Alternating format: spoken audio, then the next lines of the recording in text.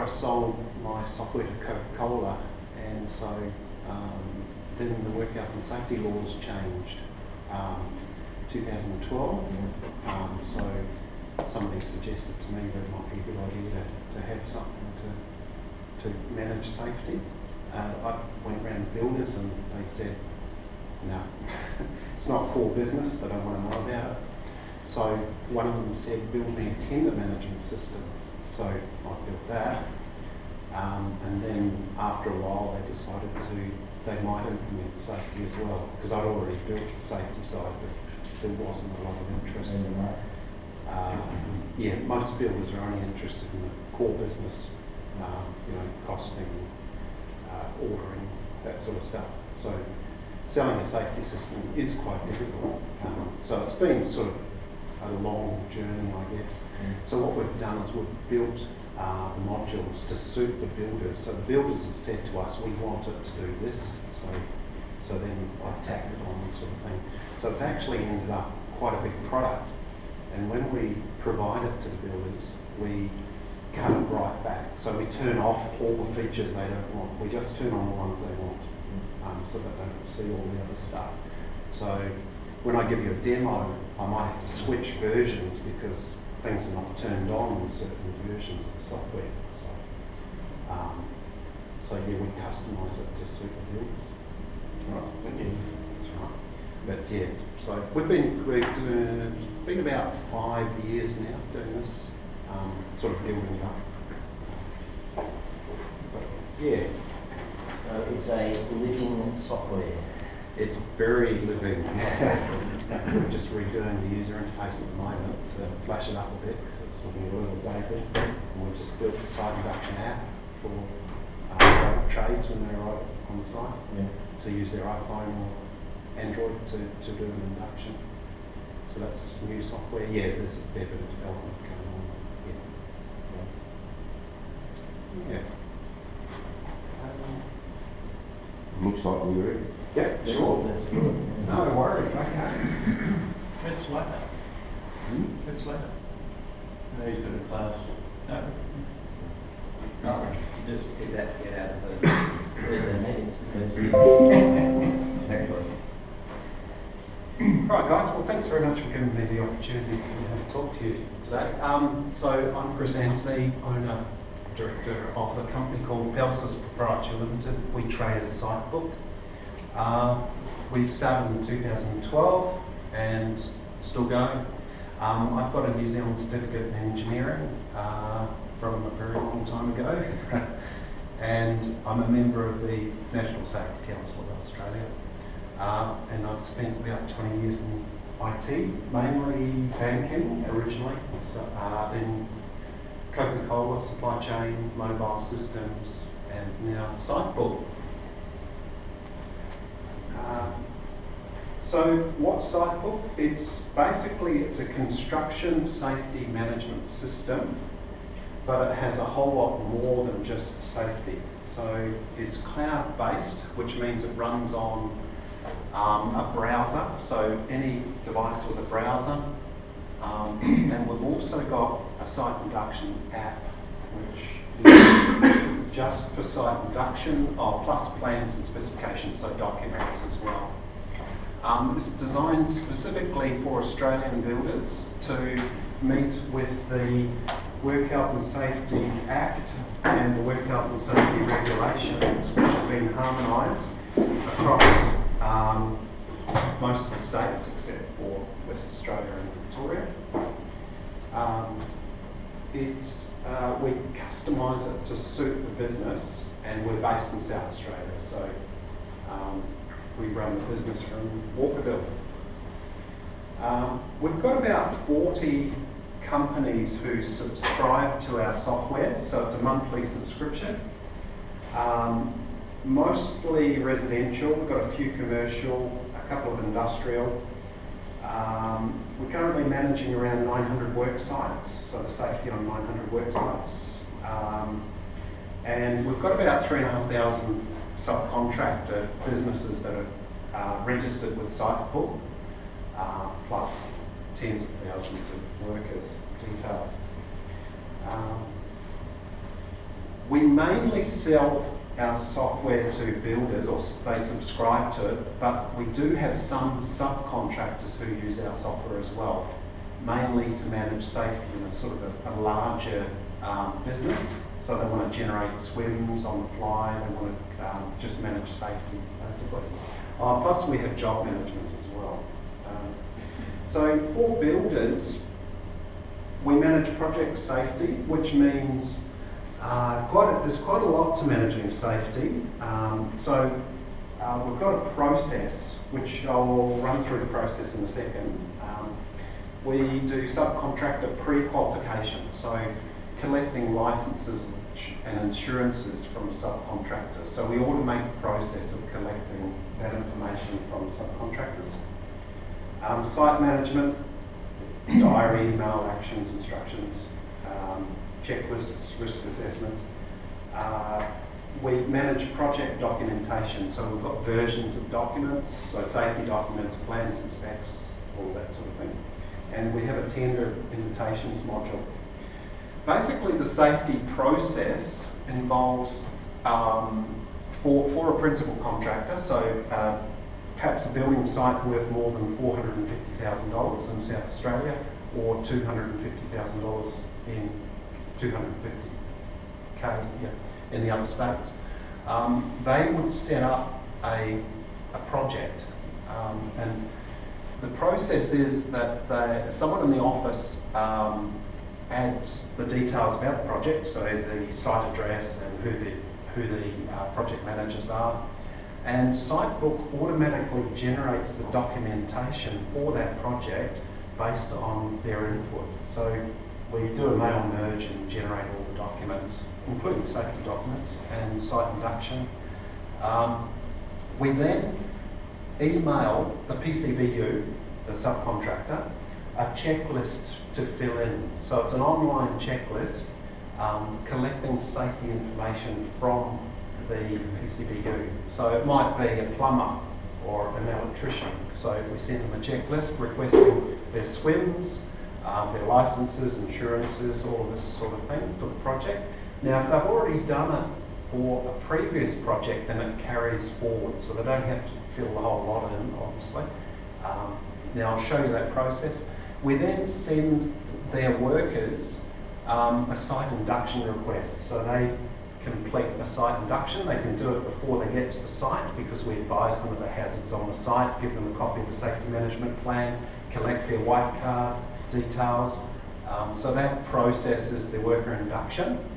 Then the last part of the process is the principal contractor, say the site manager, monitoring the safety. So he's looking at a screen that shows him if all of the parts, all of the checklists are complete, all of the inductions are complete. So I'll show you that part of the process as well.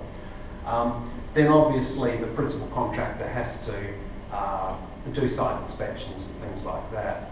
But this is the main process that we follow, that principal contractors use to manage their safety. So the PCBU checklist this is an example of one.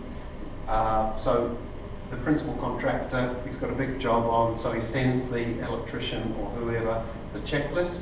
So basically it has pre-qualification, licenses, insurances. Please provide a copy of your swims. Number 2, please provide us with the workers attending a work site. Are you using any subcontractors? Completing a safety declaration. We also have orders in here. The reason we have they can view and accept their purchase order is so that we tie the money to the safety. So instead of sending them a letter saying, please provide your safety information, an email, we say, please accept your purchase order and provide your safety information to sort of get them a bit more interested. The PCBU can then check it for site inductions are complete as well. So that's sort of a main part of our process, is to collect the safety information before the guys come to the work site. The pre-qualification process, which involves these items here. So you're probably familiar with most of those things. And for each subcontractor, we can turn on and off the items we want to collect from that subcontractor. So, for instance, if it was an engineering company, then we would ask for professional indemnity insurance. And quite often they turn off most of these things, but in terms of trade qualifications, there's about 18 qualifications. There's a list of them, so you can actually ask for different things from different contractors. You can ask for a builder's license or a PGB license or whatever during the pre-qualification process.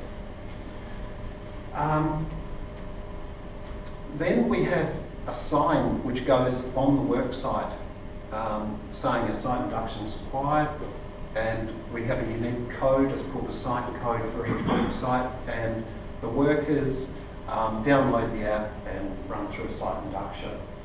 During that process, we collect their white card or any other cards that are required. We give them a copy of the safety management plan for that work site, which, as you probably know, is legally the principal contractor has to provide a copy of the safety management plan to all the workers.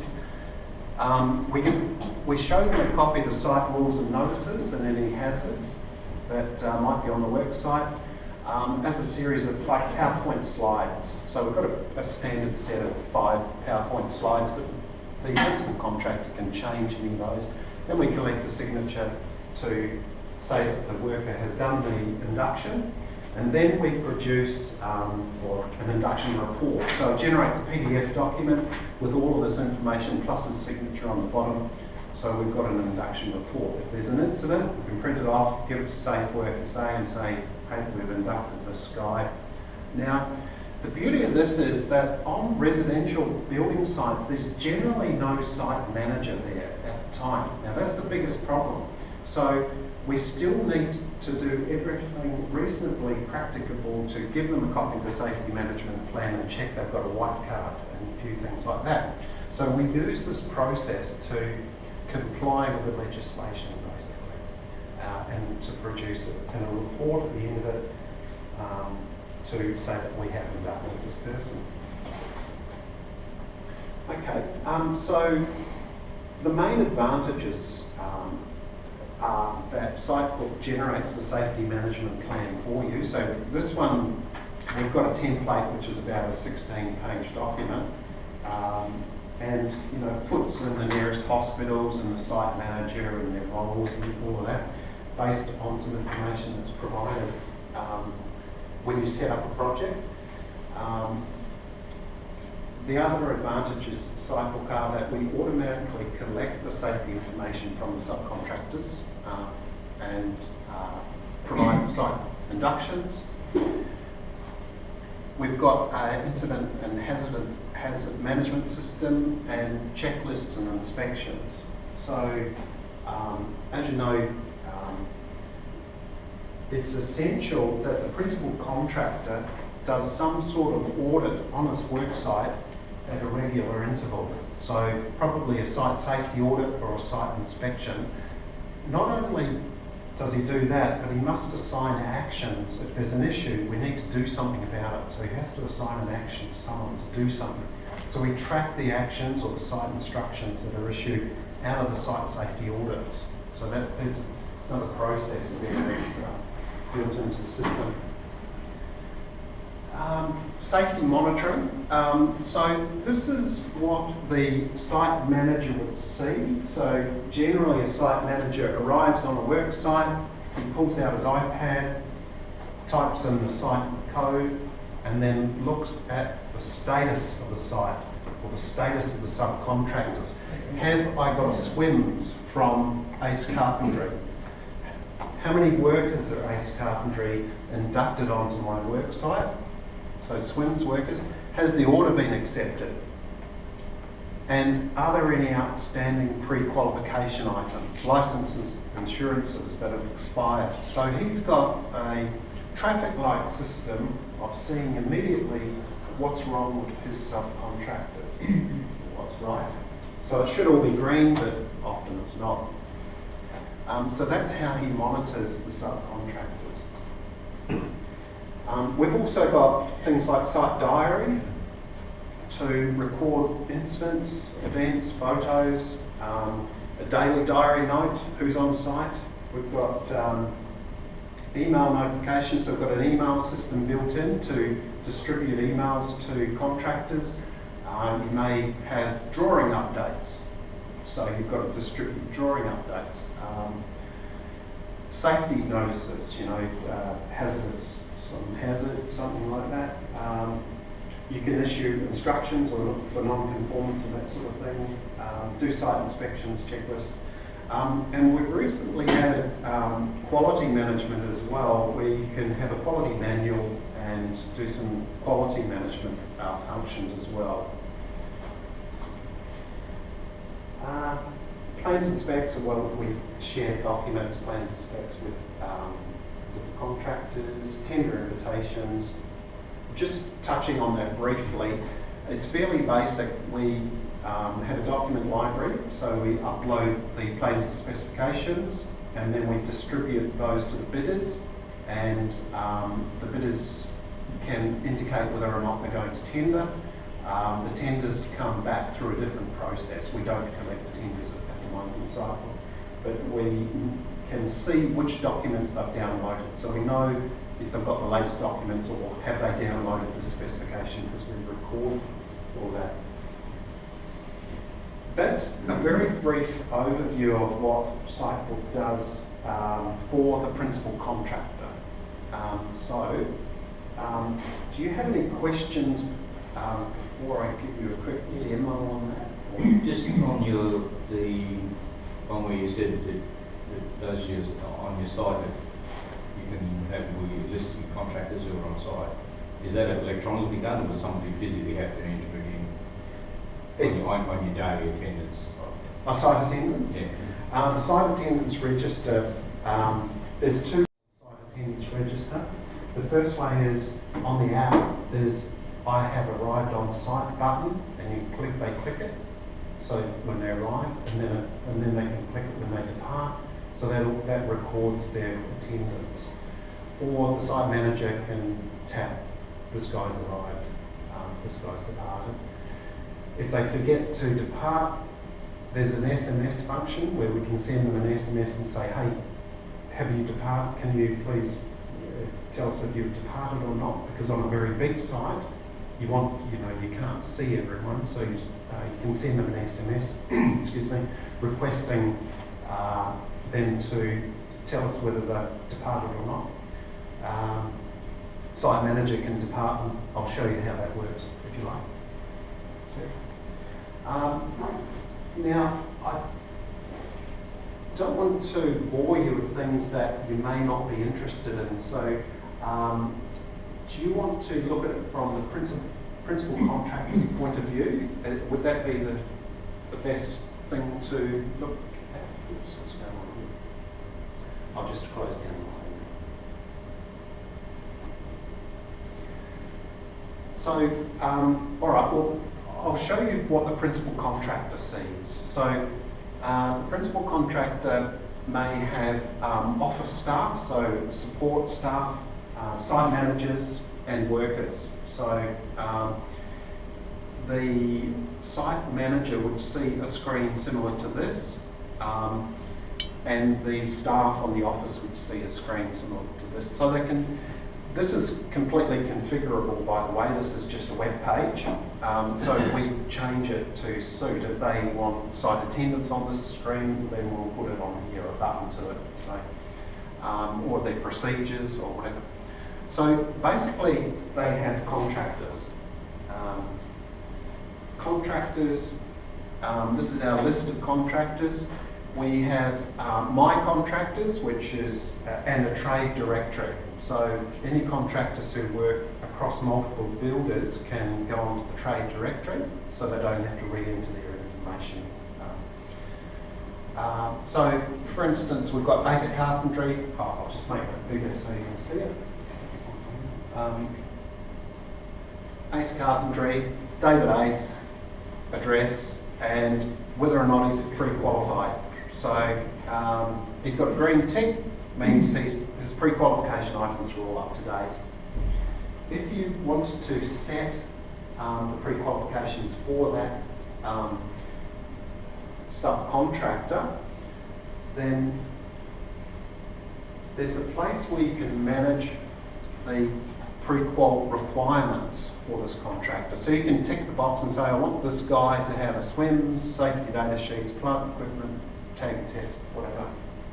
Then he's requested to provide that information when you assign him to a work site, basically. He steps through these pages, by the way, and provides that information. So that's what pre-qualification is. To add a contractor, it's very simple. We can import them from a spreadsheet, or you only need to enter trading name, contact, first name, last name, just the top information, and that's all we need. And then we send an email out to them, and they provide their information, so we don't type it. So Chris, if somebody hasn't submitted whatever it is, JSA, is there any restrictions stop and go? Are they under like under memorandum of understanding, whatever, that there's no access to the site until that's completed? Is that how it? You can't physically stop someone from entering a work site. Right. But what you can do is have an agreement that says you're not to start work until you've provided. Right. Yes. Yeah. So we have also a subcontractor agreement, Okay, right, which we can put in there. Yeah, that's right, yeah. But that's why it's quite important that the site manager continues to monitor the work site to see who's on there and whether or not they've got all the ticks. Yeah. So contractors and then projects. So projects, a list of projects that's on the go for this contractor, which All Rock Construction is my training company, by the way. It's not a real company, I've just made it up for training. So a list of work sites, and we've got access to various things so we can monitor. We can look at the attendance register, the diary, the documents, email people, or create some orders or see the status of the orders. So let's have a look at the monitoring. So this very colourful Christmas tree shows the status of the subcontractors on the work site.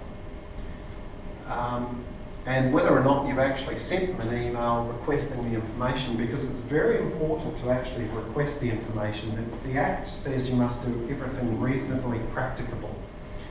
If you've sent that email, you've requested the information. Now, if they're on your site working and they have an incident and there's no site manager on the site because it's a residential, then you've done pretty much everything reasonably practicable. So it's important to know whether you've sent that email or not and whether they've opened it. So you can drill down from here and look at, the workers' details. You can look at their cards, tickets, qualifications. By clicking, these are all buttons, by the way, all of these things across here. So you can drill down and look at them. But that's how you do that.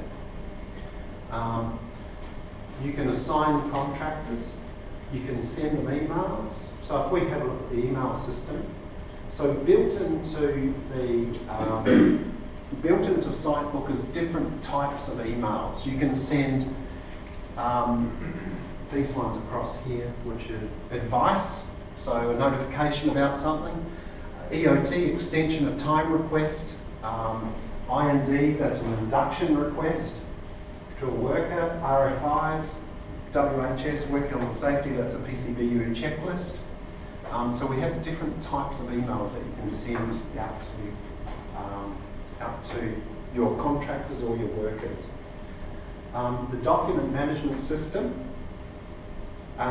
you can set up your own folders and load in your own documents. Oh, that's my internet connections. So you can see here that I've got some folders, plans and specs, project safety documents, the contractor swims, and all the documents. So you can upload documents, you can see the documents that your contractors have provided. Inductions. This is a list of the personnel or the workers who have been assigned to the work site. Now, they may have been assigned by your subcontractors who say, I'm going to bring this guy, this guy, and this guy. Or they may be someone who's arrived at the work site, seen the induction sign and actually downloaded the app and done the induction. So they go into a special category called induction. So they're not associated with a company or a subcontractor. We don't know who they are. So they go into a special category and we restrict the information that we show them because we don't know who they are. So they can't see all the plans and specs. So for each person, we can check their cards and emails, check their cards, tickets and qualifications. So we've got a training register in here. We can print the induction report. We can induct them now. So if you've got an iPad or something, you could actually run through the induction with them. Or you can remove them from the work site. But it also tells you, green tick, they've completed their induction and they have the cards and qualifications that are required to work on this work site. That's what the green tick is. The red means, hey, there's a problem here. This guy doesn't have a white card or he hasn't completed his induction. So the site manager can see straight away what's going on. Program. So we have a basic Gantt chart built into the system, so you can actually move. These are all linked like project, so you can adjust your schedules and things like that, and assign the contractors to the jobs, add the tasks. You can copy. So we have templates. So you might have single story, double story, whatever. So you can copy the template, brings in all the tasks. Then you just fill in who's doing the task and the start date and adjust some of the times. So who would have access to edit that? Everyone can see it on GOPR, but only certain people can edit it? I'm showing you what the principal contractor can see. Yeah. So the subcontractor can see, you can actually choose whether the subcontractor can see the program. And only read-only view of the program. You can also choose whether or not you show them just his tasks across multiple jobs. Right. And then you can look for conflicts as well. There's conflict Gantt, which shows if you double schedule and that sort of stuff. We need that. That's good. In every class. Yeah, email one to Michael, right? We should.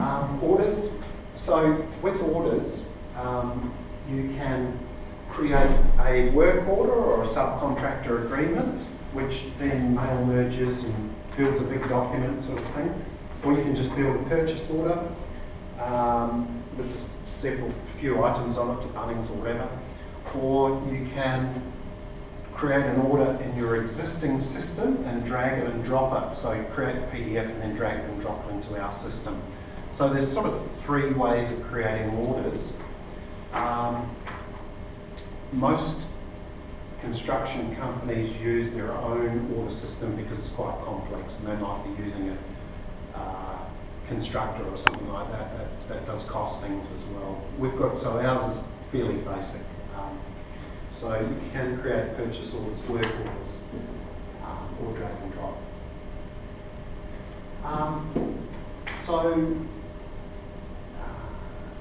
Do I show site attendance? No, site attendance. So the attendance register, you can do it for a site and for a date or for a date range. Who's on my site? Have they been inducted? Green tick. Have they signed off?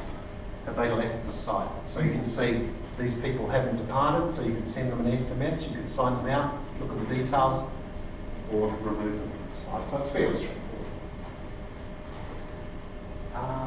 Chris, could I see the diary on the previous page to that? You have the site diary? Sure. Site diary. So the diary is quite a complicated page. Now,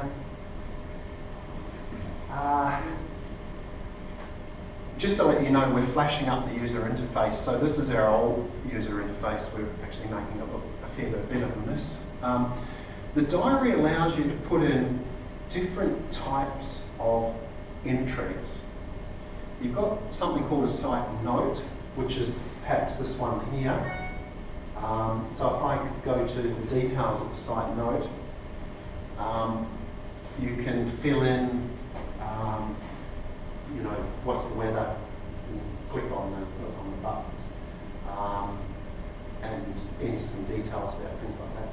Then you can add attachments. Now, if you're using one of these on site, an iPad, then when you click on this button here, it'll open the camera so you can take photos of the site.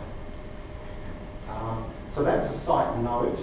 This is one we've customised for one of our builders. You can also have free format text. You can add,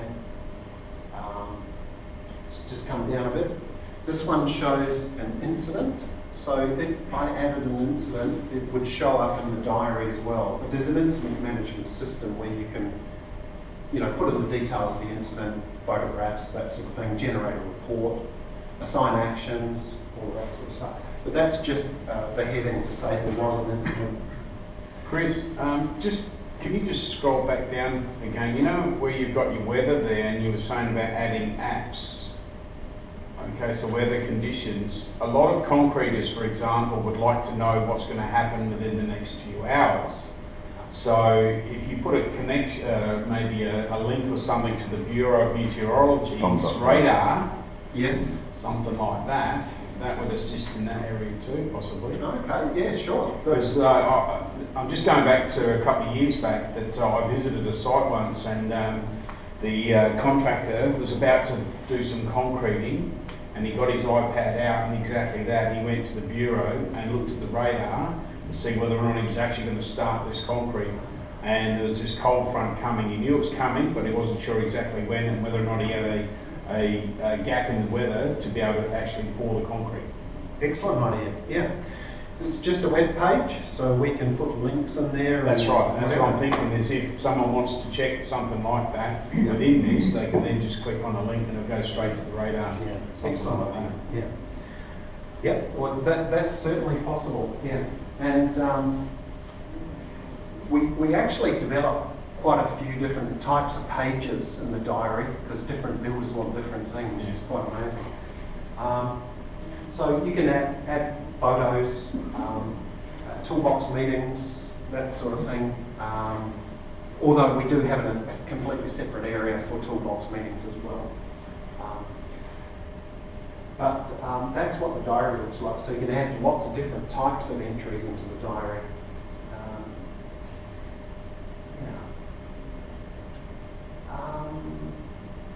Okay. So Chris, when you're saying that you've got other things like the toolbox meetings, Yes. if you're in that view and you create a toolbox meeting, does it automatically transfer into the diary, or is there something to do manually? It's not, it doesn't currently, no, it doesn't, but it'd be pretty easy for us to modify it so it did. What we have, under safety, we have incidents, actions, checklist inspections, swims, toolbox talks, training register, and a directory. Did you want to see any of those? What I might do is show you the directory. The directory is a place where you can put your own links, build your own page, and link to different things. So you can link to a procedure, maybe an online procedure, you can link to a document, you can link to a page in Sitebook or an external page. So it's completely configurable. So we have a safety directory. So for instance, here's all our registers, hazardous chemicals. And then we've got a couple of sheets, which is emergency lighting test sheet and a schedule of test results. I'm not sure what these are, but something to do with testing. but it allows them to quickly get access to the items they need to get access to. So if they want to run a quality checklist, So this one's been set up for that Sparks electrical. yeah. Yeah. So you can make it whatever you want. That's exactly right. It's configurable to a certain extent. So this is their quality checklist. Have their project folders been set up, latest documents, so all of these. And then there's a list of different pages. So you've got your project, you've got your inspections, your test plans. So you run through the different pages. But not only do you do the checklist, but you can actually fill in the sheets, the test sheets as well. So we'd have to configure some of those, but I mean, it's not that hard to do. So look, I'm quite keen to work with you guys to figure out whether this would work or not. And so I'm just not sure where to take it from here. So what I guess we leave it with you guys to have a think about. Might be the next step. But I'm certainly open to suggestions. We don't do a lot of advertising. Ours is all word of mouth. So we've got most of our business through word of mouth. But certainly keen to help you guys if we can, basically. We would probably set up a separate area that you could use, basically, and manage. So I can play around with it without starting up from the start. Yeah, Good point, Terry. That's what you're but yeah, we actually do have a separate demo area, but yeah.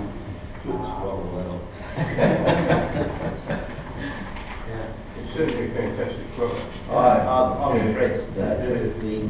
My brain is churning around and saying, how can we adopt it to our training?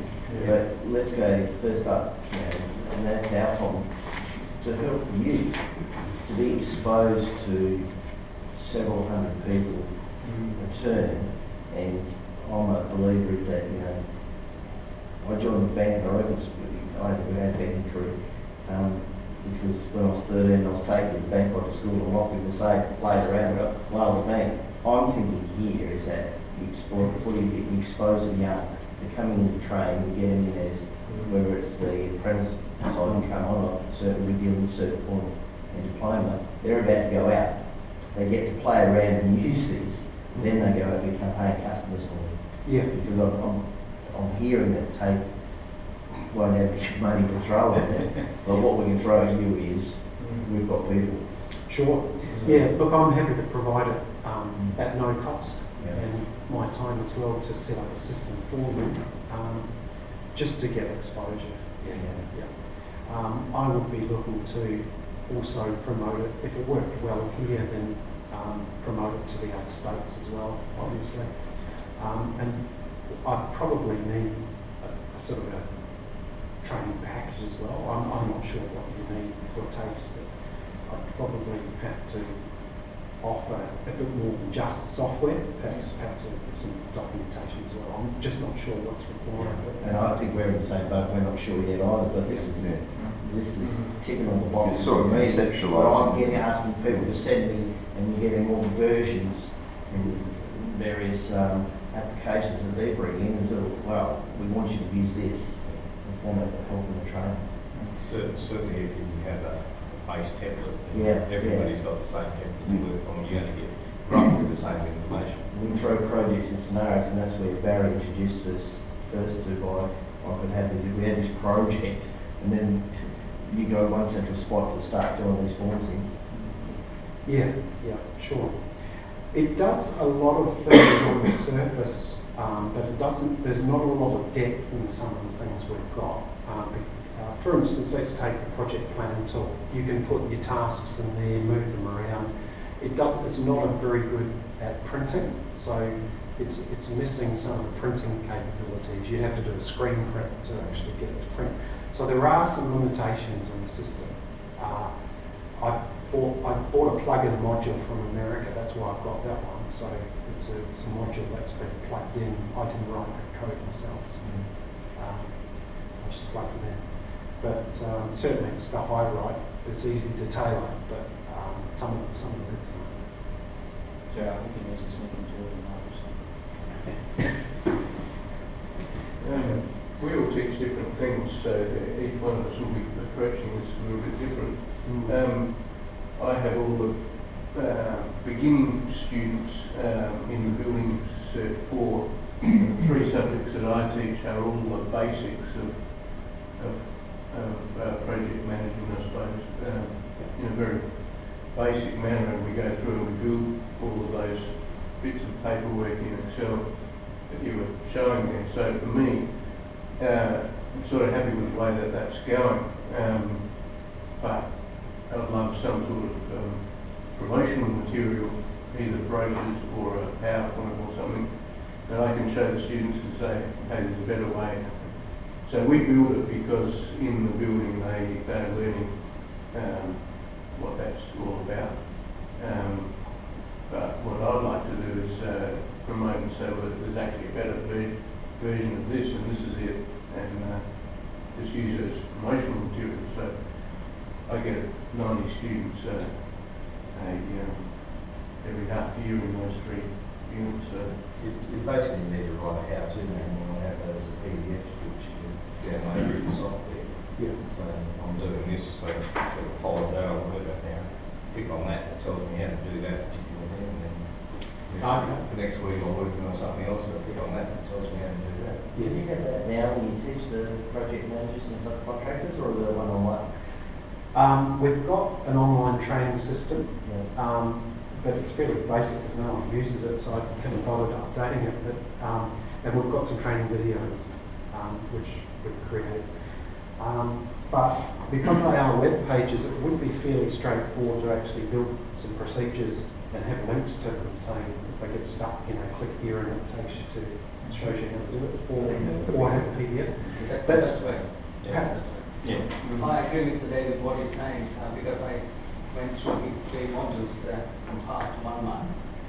I saw this, the diary, the schedules, and the management, quality systems and things.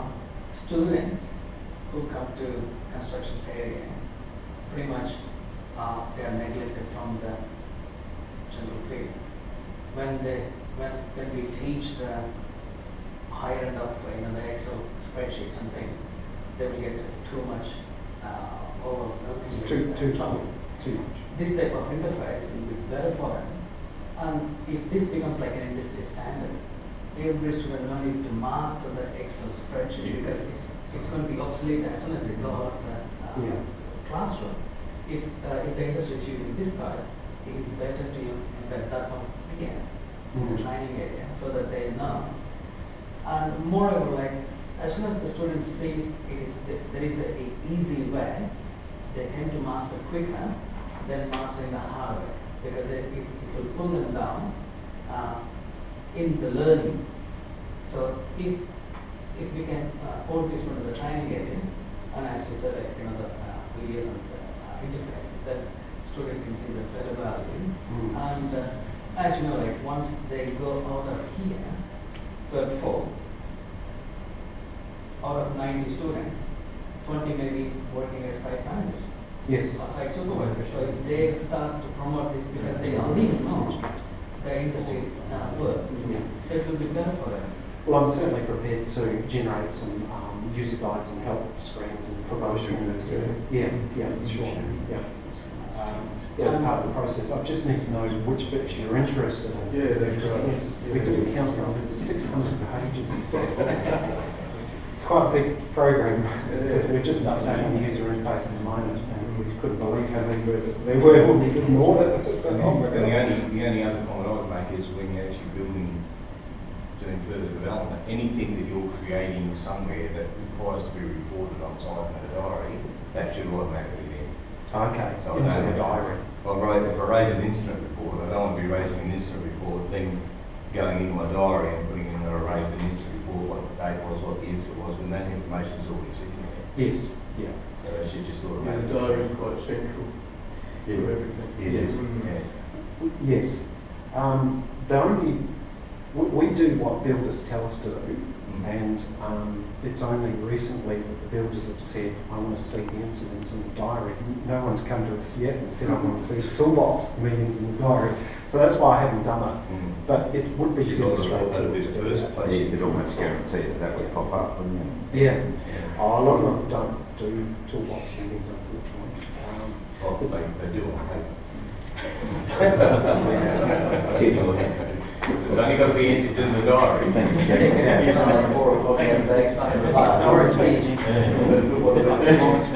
Yeah, so, all right. I mean, that's what we do, so we modify it to suit. Can we see if we can organise where do we go here? So is it just some sort of idea? Oh, there's no rush. Look, have a think about it. You know, we're planning out doing lots of stuff, but yeah, Barry said, look, it'll take quite a long time because we've got to get a syllabus and whatever the right words are, and then, you know, it probably won't be till next year or whatever. Yeah, okay, so well, I've spent it's 30, about 40 the minutes. stepping stones, and we're going to put together an action plan now, then we'll go back to our desk and life day summer. It's actually going to be, this will be equivalent in our area, so it's really well designed. It's going to be a software package that gives teachers from where to go. At the beginning, the exposure to it, and the next stage is they do a bit more depth. By the time you get to your stage, they're doing a whole project. Yeah, because you start off with the real basics like the risk assessment, so a checklist, basically. You know, this is how you feel on the checklist. That's the way I would see it. And especially if we start to remember as climate people, that they come as fresh and they don't know anything, that if they're starting with yours first, so probably that we get it, my suggestion, we get around and see what we get finished your first 3 units first, what can we do there with Chris, and they go through that process, and now we can start moving these subjects around, and say who's next, is the next one. Could it cope with staggered students being there? All at the same time. Yeah, I think so. We had classes of maximum of about 28. So if I was teaching that and we were doing a purchase order for it, we would run through that in a class and actually build one in class. Yeah. Yeah, So if it would cope with that and cope with... If it didn't, I would fix it so it would. It's a multi-user system. Yeah. It's designed for lots of users. Yeah. So how's the licensing work for a student using it and all of a sudden thinks, well, this is very good, and I'm doing my own little jobs now. Then he would subscribe Yeah. to get a subscription. So at the moment, So it's you'd have to lock the version that So it's going to be a separate version. yeah. I would say we've got a training version which will run somewhere else in Microsoft Azure or somewhere, as opposed to our production version. because you all know what they do. Oh, Well, this is good. That's right. Copy this. Uploading it. Thanks, Chris. Inside it. I'm just thinking how many students are using Revit student version to producing working drawings and making money on it. Yeah, but we probably need to think about it because once they're on the training register, they may not want, they may want to keep all their things on there. So we may need to transfer their things to the production version. I'm not sure yet. Those are the things we can tackle perhaps further down the track. Because you're definitely going to get the odd person who's going to say, gee, this is great, and I want to start using it. And like I say, if they've got all their information sitting over here, then there should be an easy transfer. Yeah, that's what we've got to consider. Yeah, how to get it to move. Yeah. Yeah, if you get all those odd persons, you have to make sure you get all the even persons too, otherwise you're missing out on the company.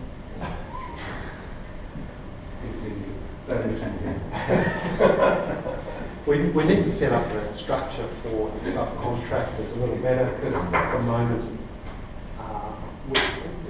That's going to be 80% of the outcome here, isn't it? Contract. Yeah, subbing. Yeah, that's what we're thinking. That's what we get so many.